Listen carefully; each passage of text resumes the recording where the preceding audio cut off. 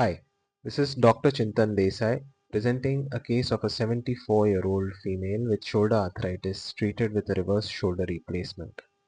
Shoulder joint wear and tear or arthritis is a common condition affecting an elderly patient. It presents with pain and stiffness similar to a patient with a frozen shoulder.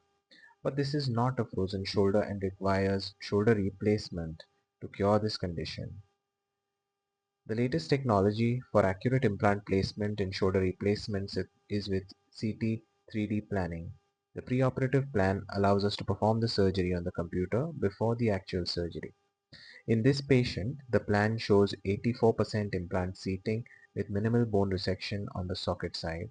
The central pin implantation 3D guide is then calibrated to allow accurate intraoperative pin placement. The screw sizes are already calculated.